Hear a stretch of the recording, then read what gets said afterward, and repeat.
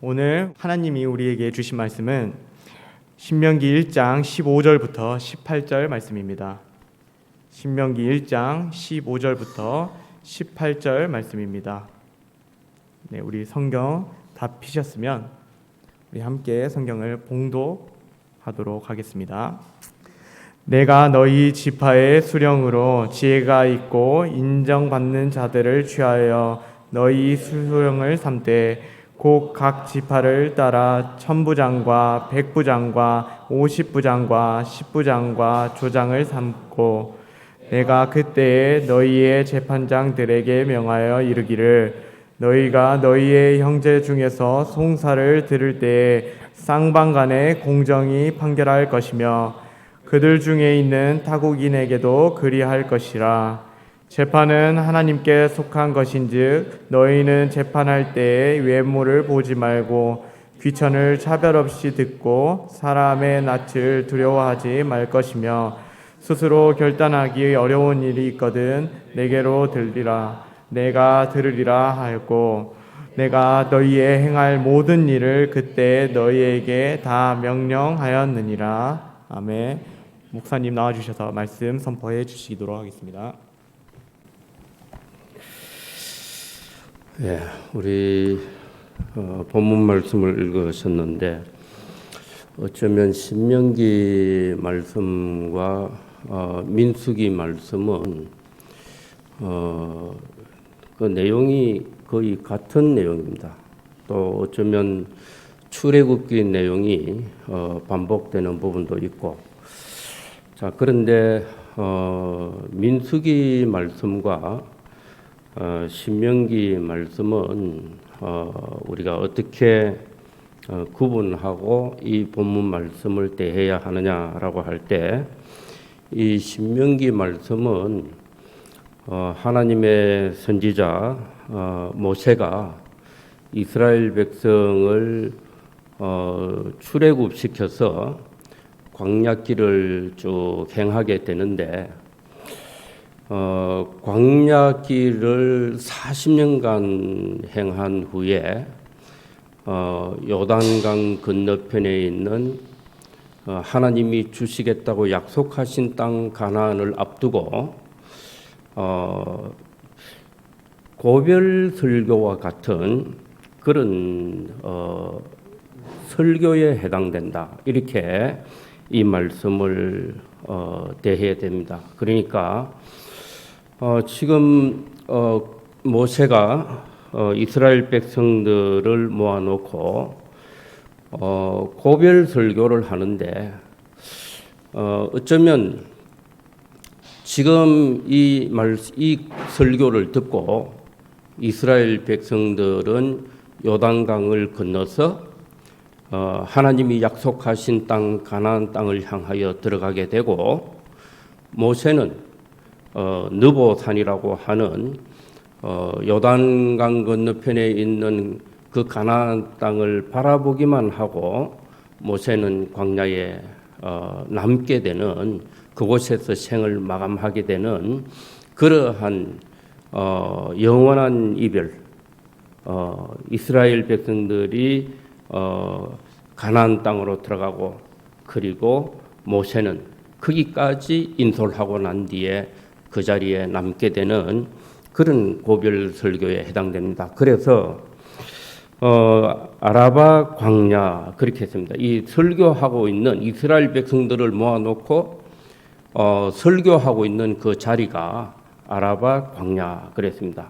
바로 요단강을 앞두고 이스라엘 백성들에게 전하는 메시지입니다. 그러면 자, 이것이 어떤 의미를 가지는 것이냐라고 하는 겁니다. 우리가 하나님을 섬기는 데 있어서 각 사람이 신앙생활 해갈 때 처음에는 애굽에서 이스라엘 백성들이 애굽에서 종살이를 했다는 거예요. 애굽은 오늘날 우리 세상살이죠. 세상살이. 이 세상에서 종노를 하면서 사람들이 살아간다는 거예요. 그러다가 하나님의 부르심을 접하고 그리고 그 세상을 떠나서 홍해 바다를 건너가게 되고 이제 광야길을 행하게 되는 겁니다. 신앙이 내가 이전에는 세상에 속한 사람이고 내가 이전에는 세상에서 종로를 하면서 살아가던 사람이었는데 하나님의 부르심이 있어서 그 부르심에 응답하다 보면 세상과 완전히 구분되는 홍해를 건너게 되는 그러한 신앙적인 경험을 하게 된다는 거예요. 그러면 홍해 바다를 건너기만 하면 그러면 우리에게 풍요로운 그런 하나님을 섬기는데 우리 자신이 영원히 안식을 취하게 되느냐? 그렇지 않다는 거예요. 홍해 바다를 건넜지만은 이스라엘 백성들이 이제는 광야길을 행하게 됩니다.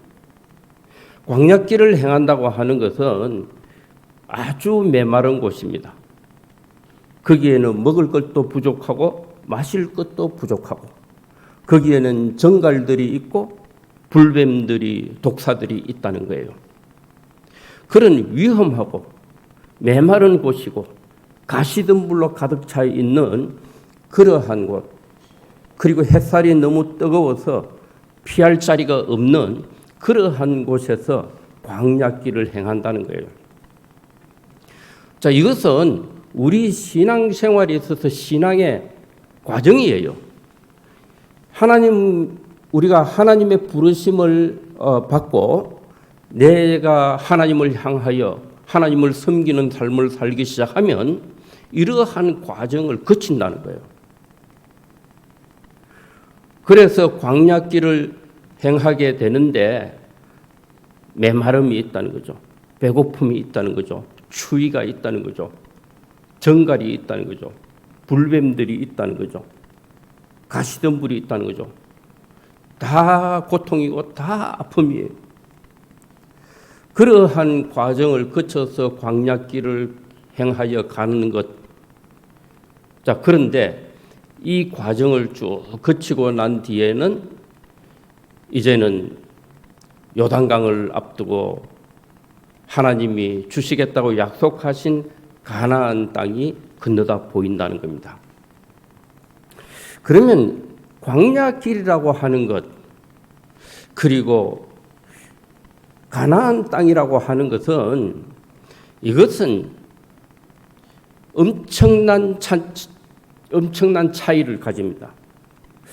자, 우리가 신앙생활 할 때 광야길을 행한다고 하면 제가 성지 순례를 갔을 때 애굽에서 출발해서 이스라엘까지 쭉 들어가 봤습니다.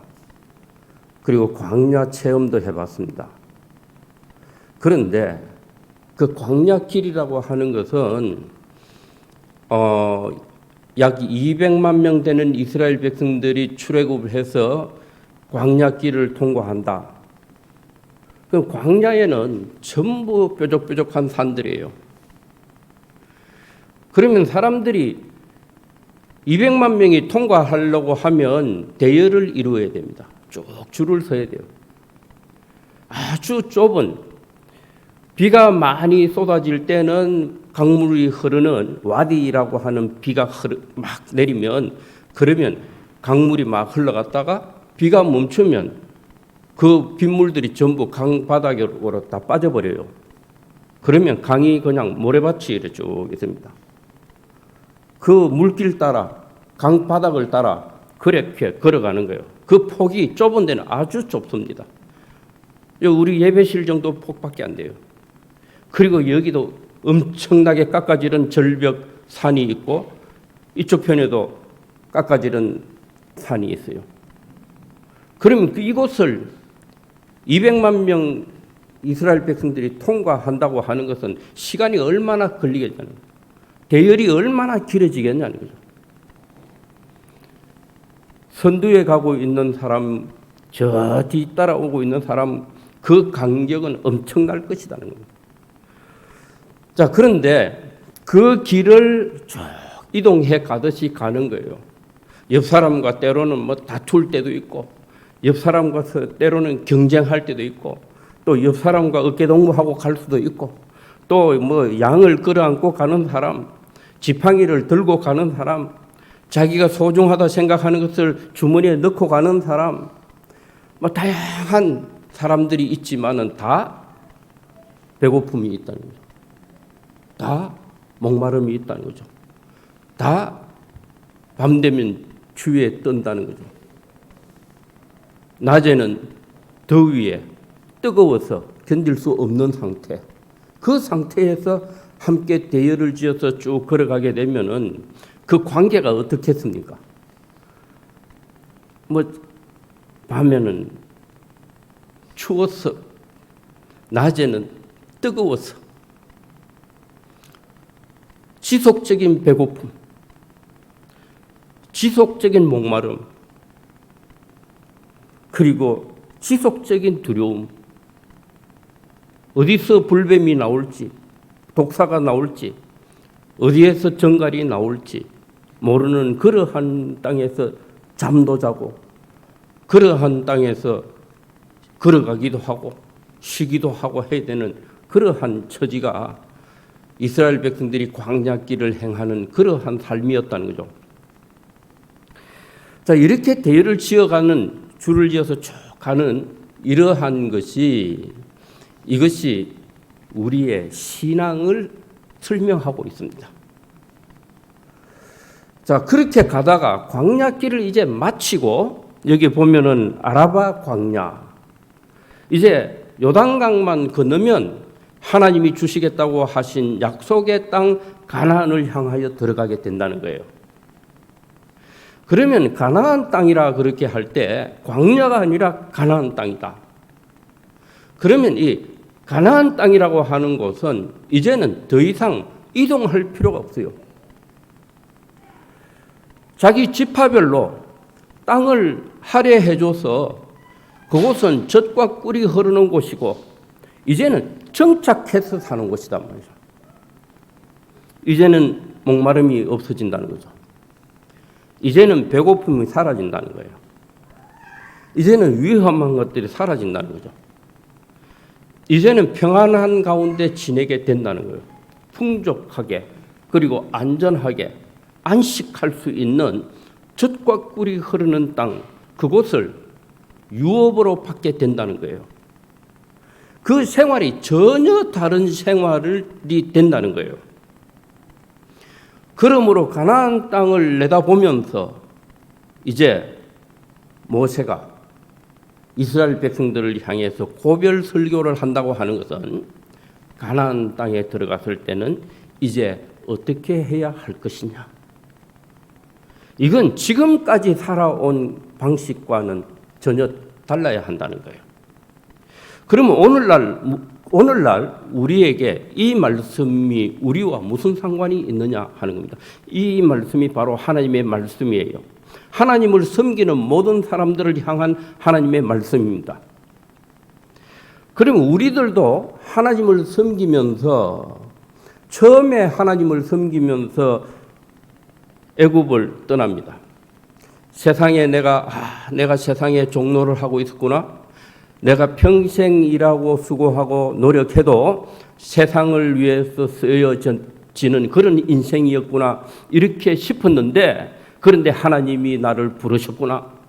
하나님의 부르심을 받아서, 에클레시아, 부르심을 받아서 택한 백성으로서 홍해 바다를 건너서 광야길을 행하는 거예요. 아직까지는 가나안 땅이 아닙니다. 내가 계속 이동해 가야 돼요. 이동해 가야 돼요. 아직은 배고픕니다. 아직은 목말라요. 아직은 위험한 것이 도사리고 있습니다. 아직은 가시덤불입니다. 뜨겁습니다. 춥습니다. 얼어 죽겠습니다. 그런 모든 고통을 감내하고 걸어가는 곳, 그 광야 생활, 이것은 지금은 공동체 생활이 아니라는 거예요. 지금은 풍요로운 시대가 아니라는 거죠. 지금은 배부르지 못하고 지금은 목마르다는 거죠. 자, 그러한 상태에서 신앙생활을 해가게 되는 이러한 상태였다면 이제는 자, 대열을 이루고 광야길을 쭉 가는 것과 같은 이러한 신앙생활이 우리가 하나님의 부르심을 받고 우리의 신앙이 늘 위험하고 신앙생활 함으로 인해서 늘 아픔을 느끼고 늘 괴로운 상태가 되고 이러한 과정을 쭉 거쳐가는 거예요. 어쩌면 나 혼자, 어쩌면 함께하는 몇 명이 그렇게 나아간다는 거죠. 그러다가 이제 요단강을 건너서 가나안을 내다보고 있다. 가나안은 정착해 사는 곳이에요. 이제는 더불어 살아가는 그러한 신앙의 여정이 남아있는 곳입니다. 이것은 바로 가나안은 하나님의 나라요. 우리 신앙의 여정에서는 교회 시대를 말하고 있습니다. 우리가 신앙생활하면서 나는 원래부터 교회 다녔어. 나는 모태신앙인이야. 그래서 처음부터 나는 교회 다녔어. 그렇다고 해서 그 사람이 교회 시대를 살았느냐? 그건 아니에요. 교회는 신앙 공동체라고 했습니다.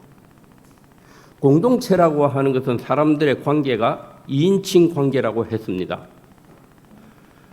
그래서 이 2인칭 관계 안에서 만나게 되고 나와 너가 하나가 되고 그리고 우리가 하나가 되는 내가 가진 삶의 목적과 내가 가지고 있는 가치 기준이 서로 동일한 의의 기준을 가지고 동일한 가치 기준을 가지고 같은 의미를 부여해가는 그런 관계로서의 만남. 그 만남 속에서 이건 눈에 보이는 게 아니에요. 이건 어떤 조직으로 만나는 것이 아닙니다. 우리가 동일한 신앙 목적을 가지고 동일한 의미 부여를 하고 같은 가치 기준을 말하지 않아도 서로 공감하는 그러한 관계로의 만남. 그 신앙 공동체 안에 내가 함께 신앙생활을 하게 된 것이 언제부터냐는 거예요. 이것이 교회입니다. 교회. 하나님의 나라. 그 하나님의 나라와 같은 그러한 교회가 내게 있느냐는 거예요. 어쩌면 한 사람 한 사람이 다 하나님과 내가 그저 단독자로 하나님 앞에 서서 쭉 나아가는 거죠. 신앙생활을 해간다는 거죠. 자, 지금 신명기는 이러한 광야 생활을 마감하고 우리가 나 혼자 그리고 몇 명 함께 하는 사람, 자, 이런 사람들이 서로 영향을 주고받기도 하고 그리고 하나님의 말씀을 가지고 살아가게 되는 이런 신앙생활은 어쩌면 때로는 하나님 앞에 더 간절한 기도를 드릴 수 있고 또 금식하며 기도할 수도 있고 또 기도원에 가서 산에서 산기도도 할 수 있고 그러면서 하나님의 신비로운 그런 능력을 체험할 수도 있고 자, 그렇지만은 이것은 내가 겪어가는 거예요. 내가. 그래서 대열을 지어서 이동하는 것과 같은 신앙생활의 과정이 있습니다. 이 과정이 끝난다는 거예요. 이제는 이동해 가는 것이 아니라 정착하게 되고 이제는 대열을 짓는 것이 아니라 이제는 더불어서 살아가게 되는 그러한 가나안 땅. 이제는 유업으로 물려받은 땅, 그 가나안 땅, 그 땅 안에서 어떻게 살아가게 될 것이냐라고 하는 것에 대한 고별 설교라는 거예요. 이것은 우리가 신앙생활하면서 하나님과 나, 그 관계에서 신앙생활해 가다가 이제는 우리라고 하는 만남, 교회라고 하는 신앙 공동체와 더불어서 하나님을 섬기며 하나님의 의를, 공의를 드러내는 하나님의 나라를 이루게 되는 그러한 시대로 옮겨가는 거예요. 이건 너무나도 분명한 선이 있는 거예요. 요단강이 있습니다. 세상과 하나님을 섬기는 것, 애국과 광야가 그 사이에 분명하게 홍해 바다가 있듯이 광야와 가나안 땅 그 사이에 요단강이 분명하게 선이 있다는 거죠. 요단강. 이것처럼 신앙에 있어서도 신앙의 경계가 분명합니다. 이걸 넘어가야 돼요. 넘어간다는 것은 이전 것을 버린다는 거예요. 이전에 내가 가지고 있었던 그러한 생각들, 이걸 버려야 된다는 거죠. 그래야 새로운 국면을 맞이하게 된다는 거예요. 자, 그러므로 아라바 광야 이곳에서 지금 모세는 요단강을 앞두고 이제 가나안 땅을 내다보면서 건너보면서 그곳에서 이스라엘 백성들에게 고별 설교를 합니다. 어쩌면 광야에서는 엄격한 하나님의 율법을 가지고 이것을 실천했습니다. 광야는 살아가기가 서로 힘든 곳이에요. 광야는 배고프고 목마르고 아픔이 있고 위험이 도사리고 있는 그런 곳입니다. 그런데 그곳에서도 하나님의 율법을 가지고 있었고 이제 가나안 땅은 그곳에서는 배부름이 있는 곳이에요. 그곳에서는 추수할 것을 넉넉하게 거두는 곳입니다. 이제는 집을 짓고 살 수 있는 곳이에요. 이제는 추위도 없고 이제는 위험한 것도 사라지고 이제는 평안한 가운데 지내고 이제는 젖과 꿀이 흐르는 곳이에요. 자, 그런데 하나님의 율법을 가지고 살게 되는데 광야 가나안 땅 같은 하나님의 율법을 가지고 살게 돼요. 그렇게 될 때 자, 율법을 어디에서 더 강하게 적용시켰을까요?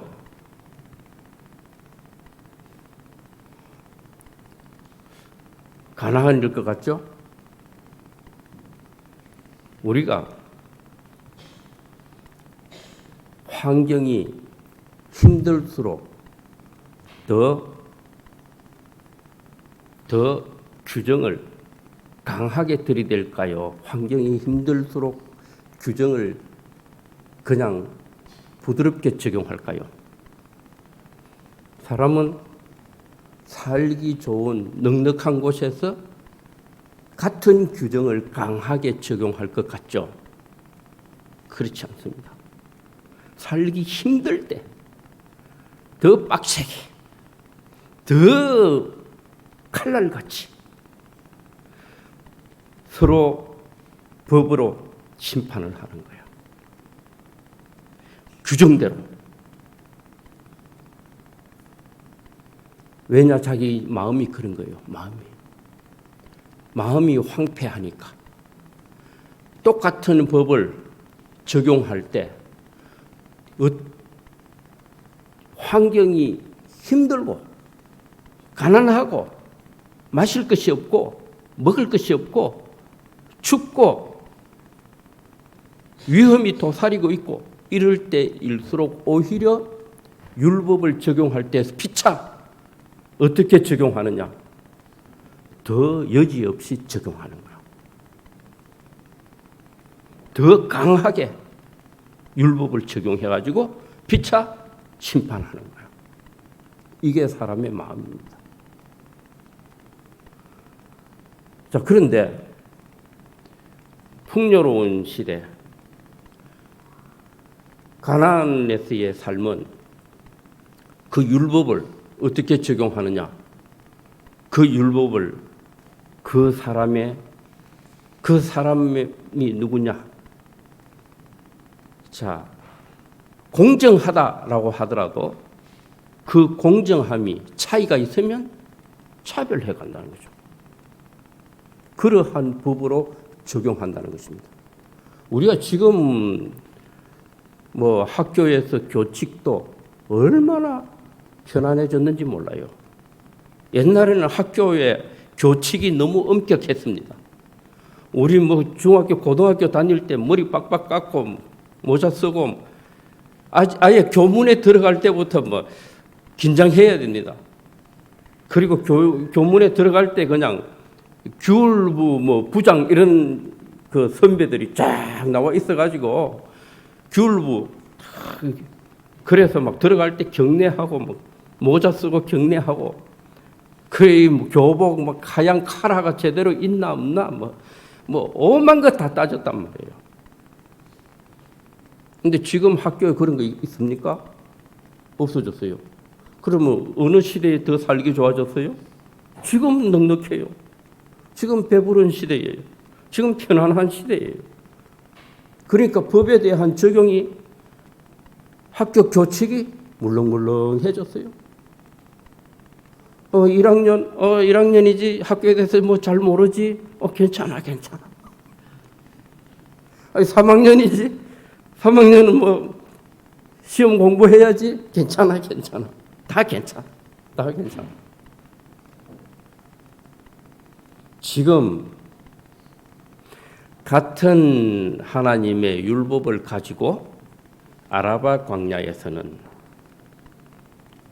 이제는 요단을 건너서 가나안으로 들어갔을 때 하나님의 율법을 이제는 어떻게 적용해야 할 것이냐? 지금 모세는 율법을 지금까지는 규정이 중요했다는 거죠. 광야길을 행하여 올 때는 하나님의 율법을 가지고 사람들을 죽였어요. 심판을 가했습니다. 여지없이. 하나님도 이스라엘 백성들에게 불뱀이 나와서 물려 죽게 했습니다. 굶주려 죽기도 하고. 그리고 백성들도 서로 그러한 율법을 적용했다는 거예요. 자, 그런데 이제는 그 율법을 가나안을 앞두고 이제는 율법에 대해서 사람들이 어떻게 하느냐? 여기에 이제는 지도자를 세운다는 거예요. 10명 중에 지도자 대표자 1명, 또 50명 중에 1명, 100명 중에 1명, 또 1000명 중에 1명, 천부장을 세우겠다는 거죠. 이것은 하나님의 율법을 이제는 사람을 통해서 율법을 적용시키겠다는 거예요. 이것이 뭐냐? 하나님의 율법이 문자로 된 규정이 아니라 이제는 그 문자로 된 규정이 10부장을 통해서 100부장을 통해서 1000부장을 통해서 율법을 적용하고 지도하고 가르치겠다는 거죠. 이건 뭘 뜻하느냐? 이제는 율법이 하나님의 말씀이 육신이 되는 사람의 인격으로 표현되어지는 시대가 열릴 것이다. 어디에서? 가나안으로 들어가게 되면. 오늘날 가나안은 교회 시대입니다. 신앙 공동체 속에서 내가 어떻게 지낼 것이냐, 신앙 공동체 안에서 내가 어떻게 하나님을 섬길 것이냐, 여기에서 하나님의 말씀이 어디 있느냐, 성경책이 하나님의 말씀이다 이렇게 하고 끝나는 것이 아니다 이거죠. 율법이 하나님의 말씀이다, 이렇게 끝날 문제가 아니라 사람의 인격을 통해서 표현되어지는 그러한 10부장, 100부장, 50부장, 1000부장 이런 식으로 만나게 될 것이다 하는 겁니다. 이걸 무슨 계시라고 한다고요? 성육신 계시. 하나님의 말씀이 육신이 되어서 우리 가운데 거하심에 우리가 그의 영광을 보니 아버지의 독생자의 영광이요 은혜와 진리가 충만하다. 은혜가 있고 은혜스럽다는 거죠. 하나님의 말씀이 사람의 인격으로 나타나니까 우리가 은혜가 된다는 거죠. 은혜가 된다고 하는 것은 이건 우리가 그저 쉬워졌다는 거죠. 편해졌다는 거죠. 쉬워졌다는 거죠. 하나님의 계명을 원칙대로 규정대로 어떻게 지킬 것이냐, 이것을 못 지키면 심판을 받고, 그런 시대를 살아왔다면, 광야에서 그런 시대를 살아왔다면 이제는 그것이 아니라 그 하나님의 율법이 사람의 인격을 통해서 내게 다가오게 될 것이다. 이것이 10부장, 50부장, 100부장, 1000부장 그런 시대로 열어가겠다는 거예요. 대단히 중요한 하나님의 계시가 성육신 계시로 전환될 것에 대한 그러한 의미가 이미 들어있다는 거죠. 그리고 이제 가나안 땅으로 들어가게 되면, 다르게 표현하면, 오늘날 우리에게 적용하면 교회 신앙 공동체 생활을 하게 되면 이렇게 봐야 됩니다. 이제는 신앙 생활을 나 혼자 하는 것이 아니라 내가 하나님 앞에서 내가 어떻게 하나님의 계명을 지키면서 신앙 생활을 할 것이냐, 이 문제가 아니라 신앙 공동체 안에서 젖과 꿀이 흐르는 그러한 가나안 땅, 이제는 내가 어딘가를 향하여 순례자와 같이 계속 가는 것이 아니라 이제는 정착해서 머물러서 더불어서 성도들이 더불어서 하나님 나라의 백성들이 더불어서 정착하고 안식하는 가운데 살아갈 때에, 이런 뜻이에요. 가나안에 들어갔을 때 신앙의 여정을 말하고 있습니다. 신앙의 여정.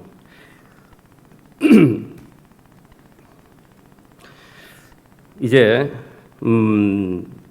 내가 그때에 너희의 재판장들에게 명하여 이르기를, 너희가 너희의 형제 중에서 송사를 들을 때에, 너희가 너희의 형제 중에서, 형제라고 하는 것은 같은 한 아버지를 모신 자, 한 아버지로부터 나온 자, 동일한 생명과 본성을 공유한 자들, 그 형제 중에서 송사를 들을 때에 쌍방간에 공정히 판결할 것이며 그들 중에 있는 타국인에게도 그리할 것이라 그랬습니다. 여기에서 이 형제들 중에서 또 쌍방간에 공정히 판결한다라고 하는 이 표현 자체가, 이것은 이 공정성이라고 하는 것, 이것은 다르게 번역하게 되면 이 체데크라고 하는 말이 번영, 이런 뜻을 갖고 있습니다. 공정하다, 번영되다. 이것은 무엇이 공정이냐? 이 공정하다라고 하는 뜻과 번영되다 같은 의미를 갖고 있습니다. 번영되다라고 하는 말에서 공정하다, 이런 의미가 나온 거예요. 그러니까 공정하기는 공정한데 그 규정에 의한 공정함이 적용되는 것이냐, 그것이 아니라 번영을 전제로 한 공정함을 말하는 거예요. 우리가 이제 동시에 재판은 하나님께 속한 것인즉 너희는 재판할 때에 외모를 보지 말고 귀천을 차별 없이 듣고 사람의 낯을 두려워하지 말 것이며 스스로 결단하기 어려운 일이 있거든 내게 돌리라 내가 들으리라 하였고 내가 너희의 행할 모든 일이 그때에 너희에게 다 명령하였느니라. 아멘. 재판을 하는데 재판은 하나님께 속한 것이다 그랬습니다. 하나님께 속한 것이다 그러면 어떻게 하는 것이 공정한 재판인가? 우리가 이전에는 하나님이 하시는 재판은 두렵다. 여지없다.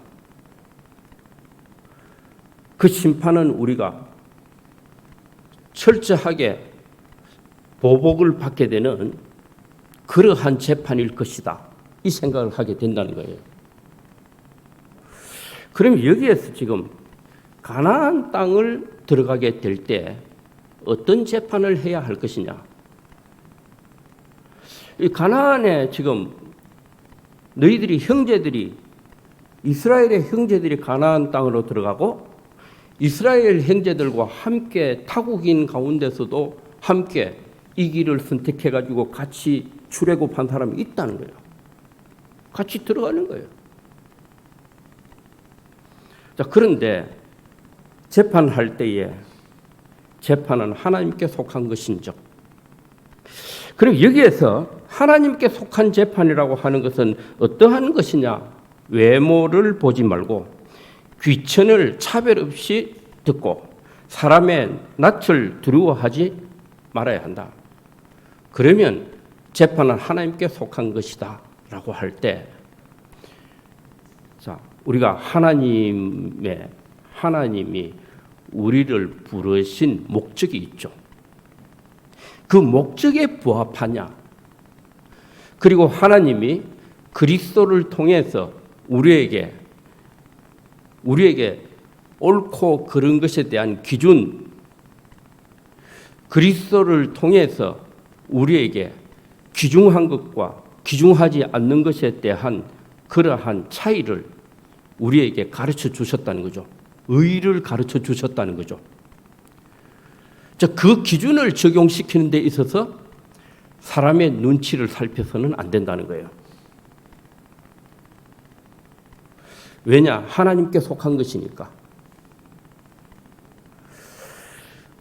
자, 재판할 때 판사가 인상 험악한 그런 조폭이 있다. 그러면 형을 못 때린다든지 유죄다. 이렇게 못한다든지 이렇게 돼서는 안 된다는 거예요. 그것처럼 교회 시대에 여기에서 하나님이 사람을 지으신 목적, 여기에서 이탈하는 것에 대해서는 그 사람이 사회적인 지위가 높든 낮든 그 사람이 교회 안에서 영향력이 크든 작든 그 사람이 교회에서 헌금을 많이 하든 적게 하든 상관없이 이 기준을 적용하라는 거예요. 자, 하나님이 재판은 하나님께 속한 것이다. 그 기준은 하나님이 우리를 지으신 목적이 무엇이냐? 목적에서 흔들린다면 그 사람의 얼굴을 보고 흔들려서는 안 된다는 거죠.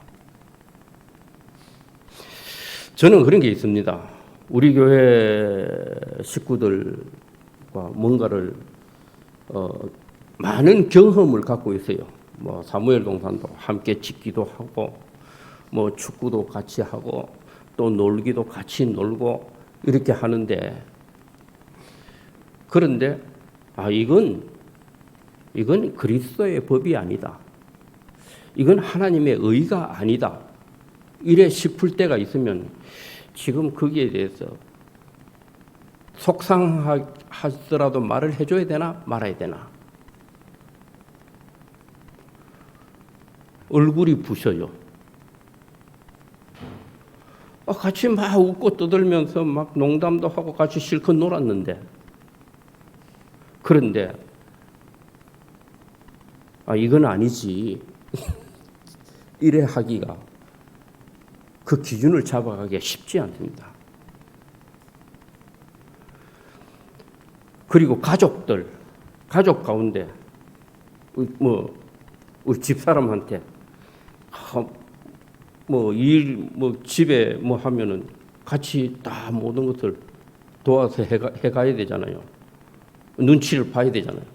자, 그런데 교회의 법, 이건 하나님의 법, 하나님의 목적, 그리스도께서 우리에게 가르쳐 주신 우선순위, 그리스도께서 우리에게 제시해 주신 가치롭고 가치롭지 않는 것, 이런 것에 대해서 뭔가 아무 생각 없이 이렇게 한다든지 그럴 때 내가 정색하면서 이건 아니지, 이렇게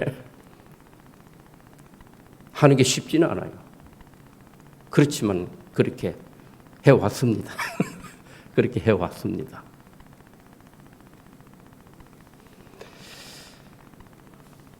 그러니까 같이 뛰놀고 같이 장난도 치고 농담도 하고 같이 공도 차고 함께 음식도 나눠 먹고 실컷 놀았다는 거죠. 그러면 아닌 것에 대해서 냉대하는, 이게 쉬울 것 같죠? 쉽지 않답니다. 그런데 그걸 해야 돼요.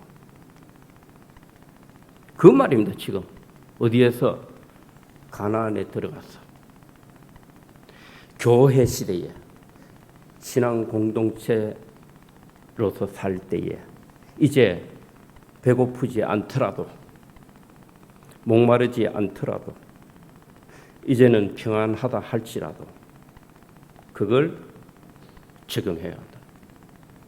아닌 것에 대해서는 아무리 평소에 친하게 지내도 아닌 것에 대해서는 아니라고 해야 된다. 이 기준을 가져야 된다. 그리고 형제 중에서 송사를 들을 때에 쌍방간에 공정히 판결할 것이며 그들 중에 있는 타국인에게도 그리할 것이니라. 이 공정함이라고 하는 것은 진정한 공정은 우리가 이 공의라고 하는 것은 똑같이 적용하는 것이 진정한 공정이냐, 진정한 이 평등이라고 하는 것이 의로움의 법칙 중에 평등이라고 하는 의미가 들어갑니다. 우리가 평등이라고 하는 것은 똑같이 대하는 것이 평등이냐, 다르면 다르게, 차이 나면 차별하는 이것이 평등이냐라고 할 때 차이가 나면 차별하는 것이 평등이에요. 우리가 지금 국제 이 스포츠 종목들 보면 사실 너무 공정하지 않아요. 농구를 키 작은 나라 사람들과 키 큰 나라 사람들이 똑같은 농구를 하고 있어요. 그 말이 되냐는 거예요. 말이 안 되죠.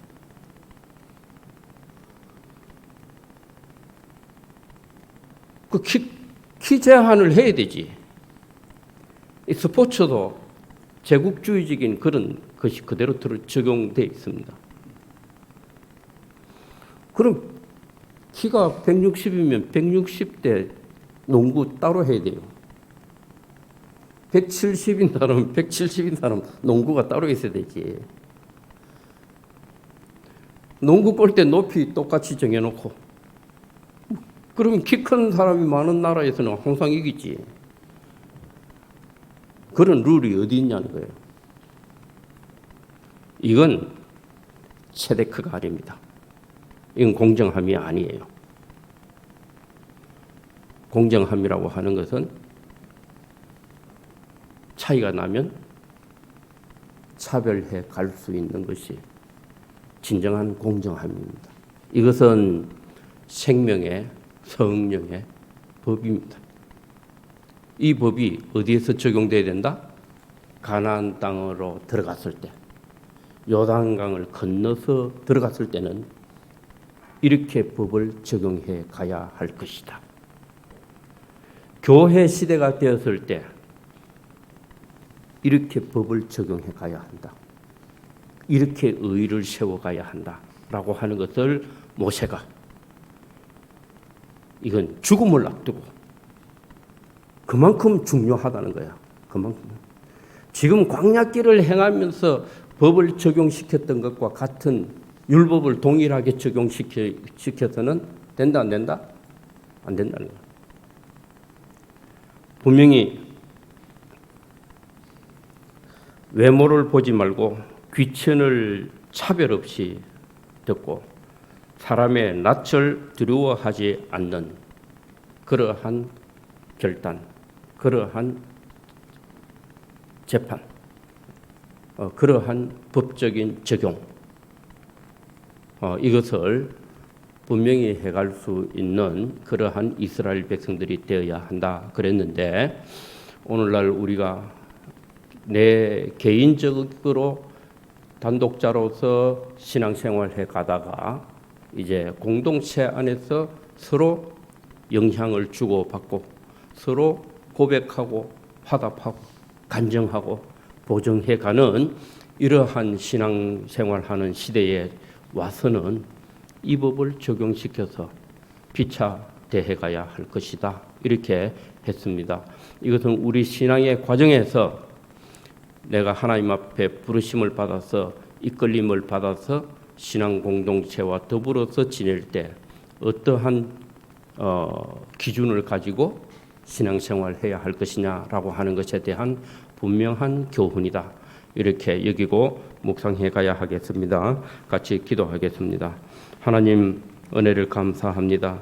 신명기 말씀을 통해서 오늘 우리에게 교훈 주시고 우리가 광야길을 행하는 것과 같이 하나님의 율법을 지키며 또 서로를 대해 가다가 이제 요단을 건너서 가나안을 내다보며 그곳에서 하나님의 율법을 우리가 피차 어떻게 지키며 적용해 가야 할 것인가, 이 말씀에 대해서 우리가 유심히 듣고 또 묵상해서 하나님의 나라와 같은 신앙 공동체 안에서 피차 대해가야 할 지혜로운 마음을 품게 하여 주옵소서. 예수님의 이름으로 기도드립니다. 아멘.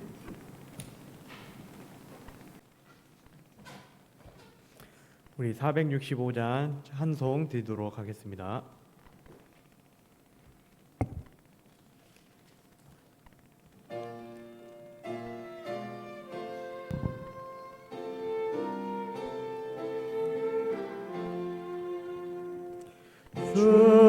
주민은 나 위에 진실하고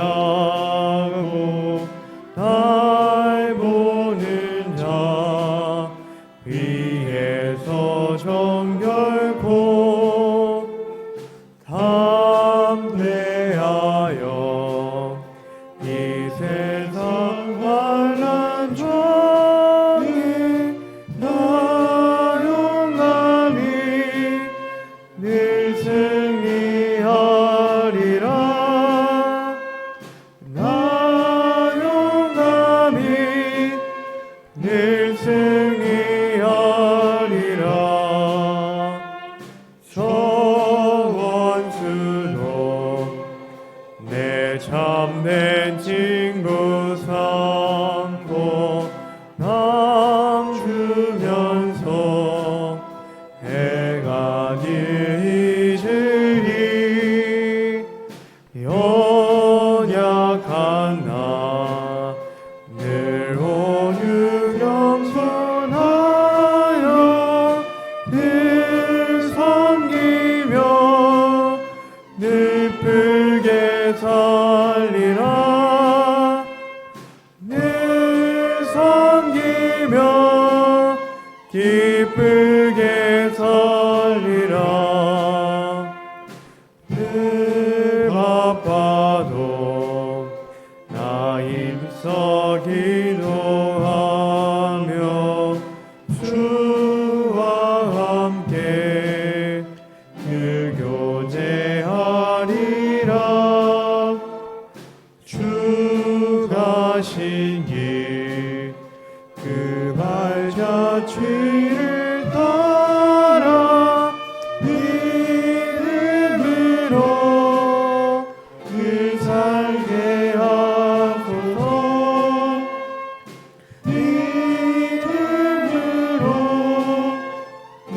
자